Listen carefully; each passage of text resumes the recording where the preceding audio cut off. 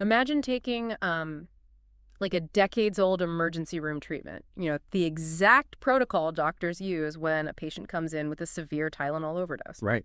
And discovering that it holds the key to reversing one of the most stubborn forms of human infertility. I mean, that is exactly what is happening right now in the world of reproductive medicine. It's pretty amazing, yeah. But before we get to that big revelation, we really have to talk about the reality of navigating a polycystic ovarian syndrome diagnosis, especially when you are actively trying to conceive. Oh, absolutely. It is, it's an incredibly heavy burden because, in most areas of medicine, you get this clean diagnostic line. Right, like a clear answer. Exactly. It's like a broken bone shows up on an x-ray, you set it, and you move on. But PCOS was the definition of diagnostic muddy waters. Yeah. It's systemic, it's always shifting. And for anyone out there caught in that cycle of irregular periods, the chronic hormonal imbalances, the monthly heartbreak of anovulatory cycles, the frustration is just immense. I can only imagine. Yeah, and the standard, linear approaches to fertility often just hit a total brick wall here. Which is precisely our focus today. We are pulling from this really in-depth source provided by the Berkeley Center for Reproductive Wellness.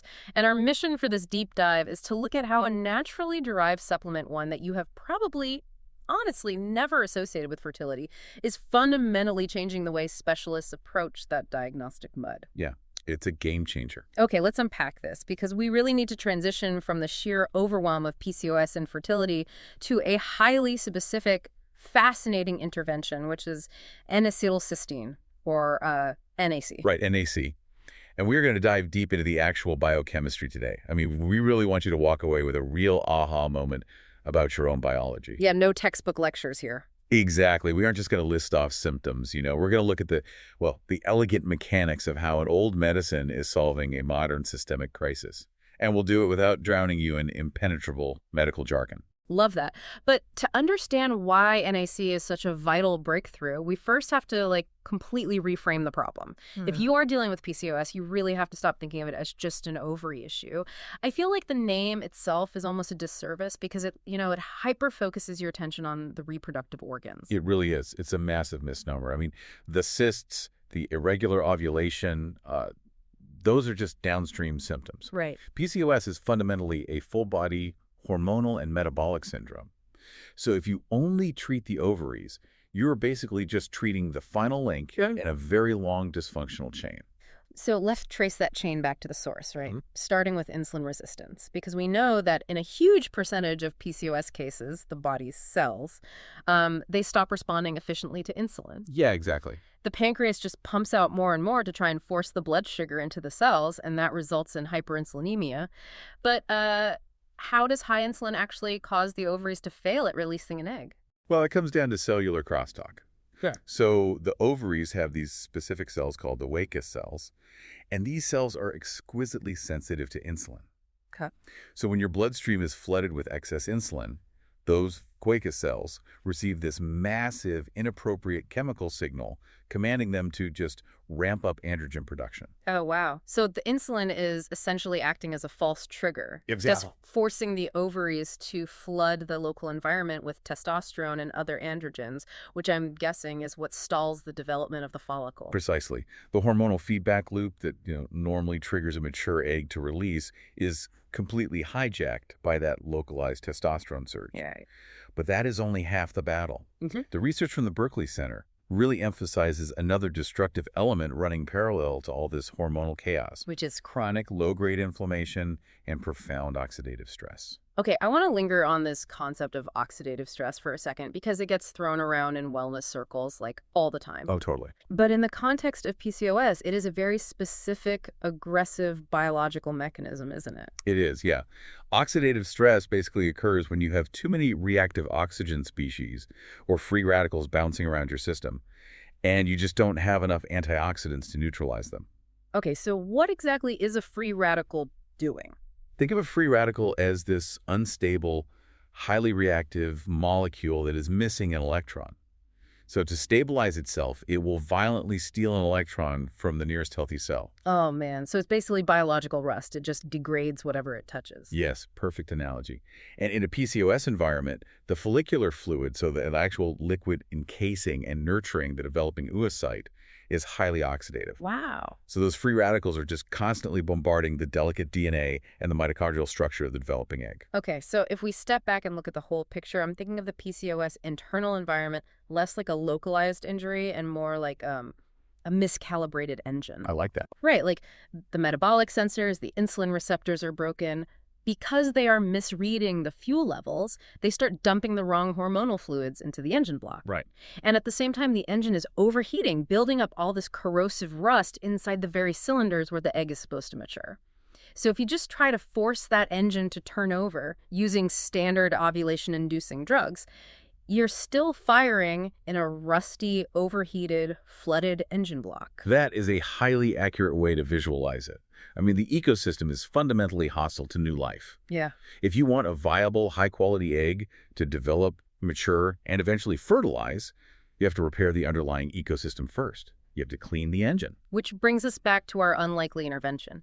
Because if the root cause of this hostile ovarian environment is metabolic dysfunction and oxidative rust, the treatment has to be a highly effective biological cleaner. Right. Enter NAC N-Acetyl Cysteine. Yep. And at its core, NAC is just a modified, stable form of the amino acid cysteine. But, taking an amino acid supplement to fix a complex metabolic syndrome sounds almost too simple. I was digging into the history of this compound in the source material, and this is where I really need you to explain the leap here. Okay. Because NSC has been used safely in modern medicine for, over 50 years? At least, yeah. But it was primarily utilized in emergency rooms for acetaminophen toxicity, like Tylenol overdoses, and for breaking up mucus in severe respiratory conditions. Wait, so a treatment for Tylenol overdoses and respiratory issues is now a fertility treatment. How does a liver detox drug translate to treating ovarian dysfunction? Well, what's fascinating here is how universal our cellular biology really is. Okay. When a patient overdoses on acetaminophen, their liver is rapidly overwhelmed by these toxic byproducts, right? Right. The organ is essentially drowning in an acute, lethal wave of oxidative stress. And the reason doctors immediately administer intravenous NAC is because of what NAC becomes once it crosses the cell membrane. It converts directly into glutathione. Oh, and glutathione is the heavy hitter. Exactly. I mean, it is universally recognized as the body's master antioxidant. It really is. It's the ultimate electron donor. Glutathione actively seeks out those unstable, destructive free radicals we talked about and willingly gives them the electron they are looking for. Wow, so it neutralizes the threat before it can damage the cell. Exactly. In the liver, a massive surge of glutathione clears the toxicity and basically prevents organ failure. It is a highly efficient biological cleanup crew. So the researchers looked at this mechanism and realized, hey, if NAC can clear acute oxidative toxicity in the liver, why wouldn't it clear the chronic oxidative toxicity sitting in the ovarian follicles of a PCOS patient? Exactly. The biological rust is the same, Yeah. It's just happening in a different tissue. Right. By introducing NAC, you are giving the reproductive system the exact raw materials it needs to manufacture its own master antioxidant, which drastically drops the oxidative burden in the follicular fluid. I mean, this completely changes the dynamic. We aren't just looking at a supplement that masks a symptom, right? We are looking at a compound that initiates a cascade of systemic repairs. Yes. Perfectly said. Let's trace how this biological fix actually plays out in a fertility journey, because the source material doesn't just list one benefit. It outlines how NAC acts on several overlapping mechanisms simultaneously to restore fertility. It really is a domino effect, but, in a positive direction. The first stage of that cascade is exactly what we just established, restoring the antioxidant defense. Okay. By neutralizing the reactive oxygen species, you immediately change the environment the egg is growing in. The cellular smoke clears. But I want to push back on this slightly. Sure. Because clearing the smoke is great for protecting the egg from damage, absolutely. But how does an antioxidant actually get the ovaries to ovulate again? We still have that hyperinsulinemia forcing the Ithaca cells to pump out testosterone, right? Right. And that is where the second mechanism comes into play. And it is perhaps the most critical for PCOS patients. NAC doesn't just act as an antioxidant. Clinical data shows it actively improves peripheral insulin sensitivity. Wait, really? How does it do that? Well, the exact pathways are, still being mapped out, but chronic cellular inflammation actually damages insulin receptors. Oh, I see. So by reducing that systemic inflammatory burden, NAC allows the insulin receptors on the cell surface to repair and function properly again. Your body doesn't need to pump out massive spikes of insulin just to get glucose into the cells anymore. And because the circulating insulin levels finally drop, that false chemical signal screaming at the ovaries to make testosterone, it just goes silent. Exactly. As the hyperinsulinemia resolves, the androgen levels naturally fall. You are removing the hormonal roadblock that was preventing the follicle from maturing. Which naturally leads to the restoration of ovulation. But the source material makes a fascinating point about how NAC interacts with traditional fertility medications. I mean, many people listening have probably tried clomiphene citrate or letrozole, which are the standard frontline drugs used to induce ovulation. Yes, they are. And a significant percentage of women with PCOS are what we call clomiphene resistant. Right. They take the standard medication, and their ovaries simply do not respond. The follicle just doesn't grow. Because the local environment is still too hostile. Like we said, the engine is still flooded. Right. But clinical trials have consistently demonstrated that when you add NAC to the protocol of a patient who was previously resistant to letrozole or clomiphene, it significantly improves their ovulation rates. Wow. NAC acts as a primer. It lowers the local resistance, drops the androgens, and essentially unlocks the door so those traditional ovulation-inducing medications can finally bind to their receptors and do their job. That is a massive paradigm shift for someone who felt like they had completely failed conventional treatment. I mean, it's not that the medication couldn't work, it just needed the environment to be cleaned up first. Exactly. You're optimizing the terrain. And because that terrain, that follicular fluid, is now rich in glutathione and low in oxidative stress, you are seeing a profound improvement in egg quality. Which is the fourth mechanism. Right. The oocyte is protected from DNA fragmentation during that incredibly vulnerable window of follicular development. Which means when you finally do ovulate, the cargo is actually viable. Now, here's where it gets really interesting. Okay. We have been entirely focused on the egg, right? Protecting it, maturing it, releasing it. But the Berkeley Center source highlights a brand new 2025 meta-analysis that completely blew my mind. Oh, the endometrial data. Yes. They found that NAC doesn't just optimize the egg, it is associated with a statistically significant increase in endometrial thickness. It is a phenomenal finding for reproductive medicine. I mean, we talk so much about ovulation and PCOS, but creating a healthy embryo is really only step one. Right, absolutely. For a pregnancy to actually occur, that embryo has to implant into the uterine lining. And if the lining is too thin, it just doesn't matter how high the egg quality is, the embryo simply has nowhere to attach. Exactly. Implantation failure is devastating, and it is a massive hurdle in both natural conception and IVF. The endometrial lining requires rich, unimpeded blood flow to thicken properly. Okay. And the prevailing theory is that because NAC reduces systemic inflammation and improves vascular health, it actually enhances the blood flow to the uterus, allowing that crucial endometrial layer to plump up and create a receptive environment for the embryo. It is literally helping to build the physical home for the pregnancy. When you look at all of these mechanisms working together, lowering the insulin, silencing the testosterone, shielding the egg's DNA, unlocking drug resistance, and thickening the uterine lining, I mean, it is a masterclass in treating a syndrome holistically. You aren't forcing the body to do something unnatural. You are just removing the biological interference. It is the absolute essence of integrative medicine. You are addressing the root metabolic dysfunction rather than just, band-aiding the reproductive symptom. So what does this all mean when we move from biological theory to actual patient outcomes? Because we can talk about pathways and electron donors all day, but when a patient is sitting in a clinic, they really want to know one thing: will this help me take a baby home? Right, exactly. And the hard clinical data highlighted by the Berkeley Center is just staggering. The outcomes are incredibly compelling. And I want to stress, this is not anecdotal wellness advice. Right. This is backed by rigorous, peer-reviewed clinical research. A major systematic review of the literature found that women receiving NAC had ovulation and pregnancy rates that were 3 times higher compared to those who did not receive it. 3 times higher. I mean, that is not a marginal improvement. No, it is a massive statistical jump. And crucially, it comes with a significantly lower side effect profile compared to piling on higher and higher doses of synthetic hormones. The source also points to a highly specific 2024 study published in the Journal of Ovarian Research. They looked at patients undergoing ovulation induction cycles, and the addition of NEC raised the clinical pregnancy rate per individual cycle from 23% to 31%. And an 8% bump per cycle is highly meaningful in reproductive endocrinology. I mean, every single percentage point is fought for in this field. But the metric that really demands attention is the cumulative pregnancy rate over time. In that same study, the cumulative rate jumped from 58% to nearly 78%. We are talking about taking a scenario that is basically a coin flip and elevating it to nearly an 80% success rate just by ensuring the body has the antioxidant capacity it needs.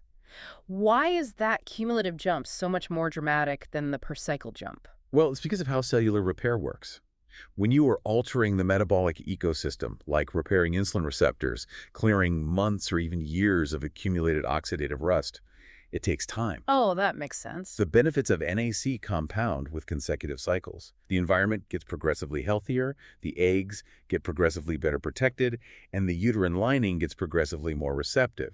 So it is a cumulative healing process. Which leads directly into how this is applied clinically and why our source today is so important. The Berkeley Center for Reproductive Wellness, founded back in 1997 and located in Midtown Manhattan, they operate entirely on this philosophy. They practice evidence-based, integrative reproductive medicine. Yeah, the term integrative is frequently misused. Oh, for sure. But the Berkeley Center embodies its true definition. They seamlessly combine Western biomedical diagnostics, analyzing your blood panels, your ultrasounds, your specific endocrine markers, with systemic supportive therapies. All right. So they look at custom supplementation, acupuncture to further enhance that uterine blood flow, herbal medicine, and low-level light therapy. They treat the whole ecosystem. Yeah. And they are extremely clear in their clinical guidelines. I mean, they do not practice isolated one-size-fits-all medicine. Never. They evaluate a patient's specific metabolic markers, their unique fertility history, and their precise hormonal pattern before customizing a dosage or a protocol. Which brings up a vital point for anyone listening who is currently dealing with PCOS. Because hearing about a jump to an 80% cumulative pregnancy rate is incredibly exciting. Yeah, of course. And the immediate reaction is often just open a web browser and buy the first highly rated bottle of NAC you can find. Right, but the supplement industry is, well, it's a regulatory Wild West. Exactly. Yeah. Not all NAC is created equal. The bioavailability, meaning how much of the compound actually survives your digestive tract and makes it into your cells to convert to glutathione, it varies wildly between brands. Wow. The Berkeley Center specifically utilizes rigorously tested pharmaceutical-grade NAC to ensure their patients are actually getting the clinical dosage required to enact these metabolic changes. The source actually mentions that they offer this specific pharmaceutical-grade formulation through their online full-script supplement dispensary, and they even provide a 10% discount to their patients. Right. And I assume they do that because they need to control the variables. If they are relying on NAC to lower a patient's insulin resistance, they have to know the compound in the bottle is biologically active and pure. Absolutely. Quality control is paramount in reproductive medicine. But beyond the purity of the supplement, there is a broader medical warning embedded in their approach. What's that? No supplement, no matter how elegant its mechanism, exists in a vacuum. Right. NAC is widely recognized as safe and generally very well tolerated, with a very mild side effect profile, but it is a potent biological modifier. It is altering your insulin sensitivity and your hormonal cascade. So what works optimally for your fertility depends entirely on your individual endocrine picture. Okay. Some PCOS patients have severe insulin resistance. Others have a phenotype driven more by adrenal androgens or inflammatory markers. You absolutely need a qualified reproductive specialist to look at your comprehensive blood work and tailor this intervention to your specific pattern. It goes back to the engine analogy. You wouldn't pour a powerful new solvent into an intricate malfunctioning engine without having an expert mechanic review the diagnostics first. You really need a guide who understands the entire system. Yeah, that is the only way to practice safe, effective reproductive medicine. Well, this deep dive has fundamentally altered how we need to look at infertility. We started by acknowledging the sheer exhaustion and diagnostic frustration of PCOS, a condition that so often makes people feel like their bodies are just intrinsically broken. But by shifting the lens, by stepping back and viewing PCOS as a systemic, metabolic, and inflammatory syndrome, we illuminate a clear path forward. The body isn't broken. It is reacting exactly as it should to a highly oxidative, metabolically confusing environment. And we discovered how an unassuming, widely available amino acid modifier, one with a 50-year history of clearing toxic overdoses in emergency rooms, acts as the ultimate biological reset button. It really does. By converting into glutathione, NAC clears out the localized ovarian rust, it restores insulin sensitivity, drops the chaotic androgen surges, protects the DNA of the developing egg, and even physically thickens the uterine lining to prepare for implantation. It is the ultimate testament to the power of giving the human body the precise biochemical tools it needs to heal its own ecosystem. I mean, the staggering jump in cumulative pregnancy rates from 58% to nearly 78% is proof that when you treat the root environment, the reproductive system inherently wants to function. Now, a necessary reminder for everyone listening. While the clinical research backing NAC is incredibly robust, you really must consult a reproductive specialist to integrate it safely and effectively into your specific fertility protocol. Absolutely. If you are navigating this right now and you are looking for that level of integrative, evidence-based guidance, you can reach out to the experts at the Berkeley Center for Reproductive Wellness. They are located at 16 East 40th Street in New York, and you can explore their entire methodology online at berkeleycenter.com. They are truly dedicated to helping you build a customized blueprint for your fertility journey. You deserve a standard of care that looks at your entire physiological ecosystem, one that refuses to just blindly force a symptom into submission without addressing the systemic cause. We couldn't agree more. And to leave you with a final thought today, something to really turn over in your mind long after this deep dive ends.